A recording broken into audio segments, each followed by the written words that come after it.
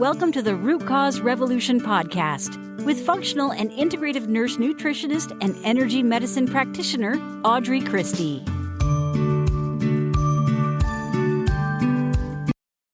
Hey friends, last episode we talked about the fear of cholesterol and what a crock that is. And today we're going to follow up that episode with a little bit more in-depth information, not necessarily on cholesterol specifically, but more on one of the causes of cholesterol issues, or that cholesterol oxidation that we talked about. It's also a cause of a whole lot of other things in the human body.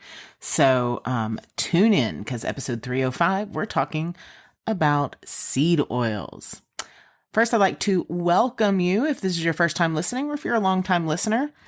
I'm Audrey. I am a root cause clinician, and I specialize in helping you to stop masking symptoms and start healing from the roots up. Get rid of those chronic symptoms and syndromes and diseases, rebalance your body, and truly flourish. I specialize in helping you start your own root cause revolution to rebalance your body so you can heal for good. If you are done with Band-Aids and ready for real healing solutions, you're in the right place. So I want to give you a little bit of the same information that we talked about in the last episode, that our health as a human species is declining. We are in an epidemic of obesity. We are in an epidemic of medical and clinical decision-making, and even science, medical science, nutrition science is heavily influenced and controlled by the vested interest of big pharmaceutical companies and big food production and manufacturing. So as you might imagine, if you really let that sink in, that is quite the conflict of interest, right? So if we continue to move down the same path that we're on and that we have been on for quite a while now, for at least the last 40, 50, 60 years, then we will continue to see humans as a species, our health to decline. And it's not just Americans, it's, people in America, of course, but also in other heavily Americanized regions throughout the world. In America specifically, we've lost 2 years off our life expectancy, and the people that are living to our average life expectancy or better are riddled with chronic disease. The quality of life is not good. So, overall, our health is regressing or going backwards. And I find it interesting, and I think most of you will too, to know how much influence pharma and big food have on the way many people, all people, think, teach, were raised on topics of health and nutrition. From medical school curriculum to studies, determining health policy, to the World Health Organization, directly influenced and funded, and indirectly influenced and funded by big pharma and big food. Every year I talk about the dietary guidelines that are put out, or every 5 years. When the new dietary guidelines come out, I talk about them on this podcast. And the committee that wrote the 2020 to 2025 dietary guidelines, 19 out of 20 members of that committee had financial ties and benefits from big pharma and big food, with the International Life Sciences Institute being the largest recipient of financial benefit from big pharma and big food. We've talked before about the ads on TV. Those are programmed by big pharma, big food. And these entities, and for better or for worse, for right or wrong, they have zero interest in your health. They are there to profit. And it doesn't profit pharmaceutical companies for you to get better. And food companies are there for you to stay addicted to their products, to make their products in the least expensive way possible and keep you coming back for more. The sad part is that, it's all essentially legal, right? Our government makes sure that it's legalized and acceptable to be deceptive, deliberately. So rather than get on the entire soapbox about that again, I do want to remind you that it was around Between the years of 1920 and 1960, when heart disease and some other inflammatory conditions really had a big uptick in the American health stratosphere, if you will. And back in the 70s, the late 70s, information, and if you go back and listen to the cholesterol episode, you'll know, the information that came out that said that we should stop eating as much saturated fat, which in context to what we were talking about last week, we were talking about the increase in sugar. But today I just want to talk about if we took away animal fat, what we actually replaced it with. And the short answer is we replaced it with things like canola oil, vegetable oil, corn oil, grapeseed oil, soy oil, cottonseed oil, safflower oil, rice bran, and sunflower oil. Now, there are some proponents of getting rid of seed oils that call those the evil eight, meaning those are oils that we should never, ever, ever, ever eat. And you might be interested to know that many of those oils actually started out as machine lubricants, or they were left over from manufacturing processes. And they thought, what can we do with all of these? And began using them in preservatives and foods. What's wrong with these oils? Well, these oils are what we call PUFAs, and PUFA stands for polyunsaturated fatty acid. They are the most unstable fatty acids. And when we cook with them, when they are heated, they destabilize, they deteriorate into toxic substances. Now, a little bit of toxic substance is going to cause a little bit of oxidative stress. So if we eat more than 4% of our total calories from these PUFAs, polyunsaturated fat, it overburdens our metabolism and overburdens our bodies with oxidative stress, which disrupts our balance. It disrupts our homeostasis. It leads to obesity, to chronic disease, and ultimately ages us faster and leads us to earlier death. All humans eventually die from oxidative stress, but seed oils in the diet make us sick long before we should be, long before that oxidative stress should get us. On average, we're consuming 5 to 6 times per day that maximum amount of seed oils we should be consuming. So if 4% of our total caloric intake can be these toxic seed oils each day, on average, people are consuming 5 to 6 times that amount. So we're looking at 20 to 24% of the total calories consumed being these polyunsaturated fatty acids or seed oils. Now, as a review, those seed oils that we're looking at here, sunflower, safflower, rice bran, canola, cottonseed, soy, corn, grapeseed, all those are the ones we're talking about here. So if you're eating anything in a package, I want you to look at your potato chips. I want you to look at your healthy energy bar, your organic snacks. If it's coming in a package, I want you to flip that label over and look, are these seed oils in that package? Are they part of this package? The historically high levels of PUFAs that we are consuming are absolutely generating toxins in our body. The toxins are generated in the factory, in the cooking, in the deep frying. This all generates toxins. And when we have this excessive PUFA, remember 5 to 6 times the amount we're supposed to have, it depletes our body of antioxidant capacity, meaning oxidative stress can run rampant, run wild. It generates free radical cascades. It destroys the fatty bilayer in the cell, the phospholipid bilayer, and it permanently shuts down and damages mitochondria, damages DNA. It creates new cytotoxic molecules, and the list goes on and on and on. And guys, these are things that are backed up by studies, by science. This is real, tangible information. When you hear me say things like you can't out-supplement a bad diet, you cannot take enough antioxidants to overcome the detriment that seed oils are doing to your body. The driver of oxidative stress, the seed oils driving that oxidative stress, the PUFAs, because it just kickstarts uncontrolled, spontaneous oxidative attacks at a cellular level. And this attack leads to a ton of different disease states, many of which are centered around insulin resistance and metabolic disease.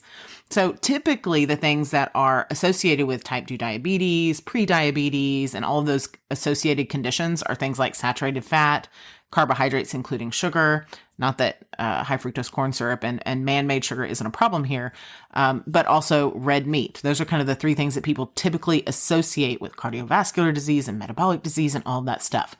If you look at a chart of seed oil consumption overlaid with saturated fat consumption, carb consumption, and red meat consumption, and then overlay on that the amount of new diagnoses of type 2 diabetes, prediabetes, and cardiac conditions, guess what?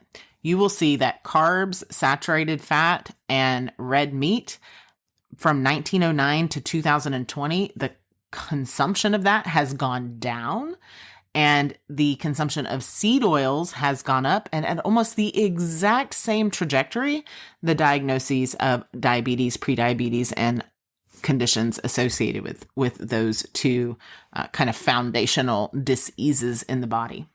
When you look at the information in a graph like this, it suggests that saturated fat, that fruit, and that red meat cannot possibly be responsible for chronic disease, certainly not alone in a vacuum. And while last episode we primarily talked about sugar, the root cause of sugar cravings, the root cause of all of these sugar issues is still seed oils. Polyunsaturated fats, I'm going to call them PUFAs for the rest of the episode because it's easier to say, but they increase the body's requirement for sugar. So people's appetites are driven towards refined flours and sugars when they have excessive consumption of seed oils. So what we see happening is we are telling clients and patients to cut down the sweets and cut down the refined flour and all of these things. However, it's almost impossible to do with a significant dietary consumption of PUFAs. So how did we get here, right? How did we get here? Well, we talked a little bit about some of the policy changes in the cholesterol episode and at the top of this episode of how we got to a place where seed oils are in everything. Here's a hint, big food, right? The reason this happened is primarily because Harvard and the American Heart Association actively promote seed oils. They say that seed oils are healthy due to their high polyunsaturated fatty acid content. However, as I've mentioned all throughout the last few minutes of this episode, the PUFAs oxidize very, very easily and become toxic. And the American Heart Association was funded by companies selling seed oils, which suggests huge conflicts of interest, playing a big role in this dietary advice. Now, unfortunately, most doctors accept this advice of Harvard and the American Heart Association because many of them are, one, either untrained in nutrition science, two, unaware of the history of the Harvard AHA Alliance, and unaware that the funding for the AHA, close to, I believe it was $20 million, comes from companies selling products made with seed oils. So also, the whole scientific fraud issue that we talked about with the cholesterol front between the men who originally proposed the ideas that seed oils are healthy and saturated fats are unhealthy. If we're not eating the evil eight, as some places call them, the sunflower, safflower, soy, corn, cottonseed, canola, rice bran, or grapeseed oil, what are we cooking with? What are we eating with? And here's the thing. Best choice, beef tallow, right? It's great for heated cooking, so low to medium to high heat frying. Grass-fed is best. There are a few brands that are really great. One's called Fatworks, Epic, Ancestral Supplements. Those are all really good tallows. You can also purchase these at local farms. So if you're local to the North Texas area, I can buy tallow, grass-fed, grass-finished tallow at local farms in my area. Another good choice is grass-fed, grass-finished butter. This is good for low heat cooking, right? So a smoke point of 302 degrees. If you are dairy sensitive, then ghee is another good choice. You can get ghee that is casein free for dairy sensitive. You can use it for low to high heat cooking and frying. Ghee is really good for baking too. Grass-fed, grass-finished is always the best option.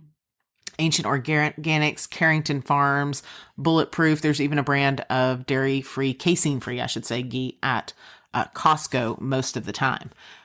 If you can't do if you can't do butter or ghee, then tallow is by far the top choice. Olive oil is good for room temperature or low heat cooking. You don't want to fry anything in olive oil.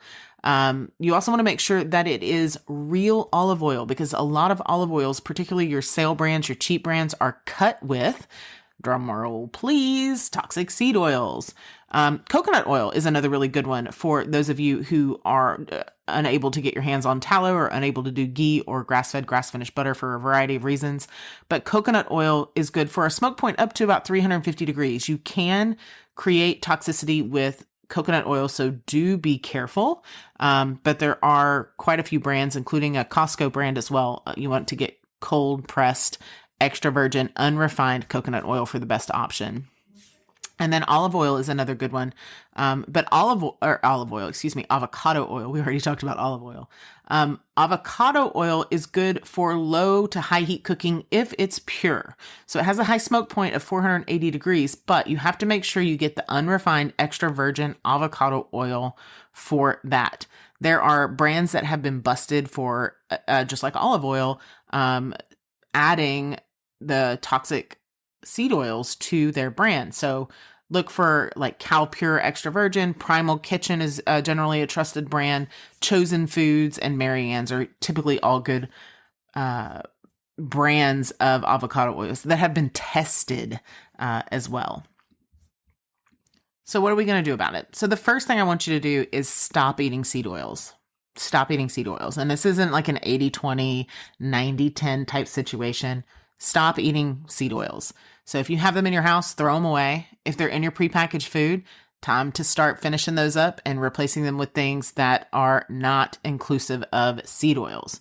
We want to avoid these highly processed oils because of their high oxidative stress factor, their high omega-6 factor, because they're playing a huge role in any chronic inflammatory disease that you have, any symptoms that you have, skin issues, gut issues, weight issues, hormone issues. So many of those things are one of the roots are in seed oils.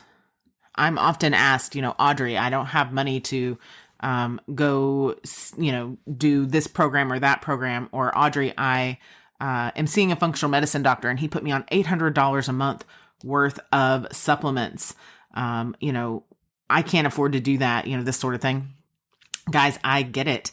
If you have any sort of symptoms and a limited budget, then getting rid of seed oils is the best thing that you can do for your human suit. Immediate, like within a week of giving up seed oils, we start to see symptom resolution. So if you have a limited budget and you don't know where to start, or everyone's telling you, oh, you got to take 75 supplements, there are a time and place for supplemental therapies, but you can't out supplement a bad diet. The first thing that I would do is get rid of seed oils. Okay. The very first thing. The second thing I would do is to find a way to sweat regularly, if that meant, a sauna or whatever. And then the next thing I would do is start feeding my body nourishing foods. So high quality grass-fed, grass-finished beef, fruits, raw honey, maybe some maple syrup, depending on what you need and what you have. The next thing I would do is get in the sun, get some sunlight on your skin first and in your eyes first thing in the morning, and last thing at the end of the day. And then I would invest in a good water filter and start drinking a ton of water, all before you start trying to figure out what else is wrong. This is going to help you reduce inflammation. This is going to help you to improve your drainage pathways, start to rehab your mitochondrial function. And yeah, you might need some more help. You might need help supplementally or professionally for drainage pathways and molds and mycotoxins and Lyme and parasites and all of these things. But without these foundational pieces in place, it's going to be an uphill battle. You'll keep falling back into those old habits. So the one thing I want you to take away from today is stop eating seed oils. Get rid of them. This is like an urgent call to action, particularly if you have existing health issues. All right. I think I've said it enough. No more seed oils, right? So as always, if you have any questions, you can drop questions for the show at audreychristie.com/question. The next episode will be a Q&A episode, and then we'll be talking about inner voice sound healing. And so as always, thank you for listening, and I'll see you next time. Thank you for listening to the Root Cause Revolution podcast. Be sure and subscribe on your favorite podcast provider. Ratings and reviews are always appreciated.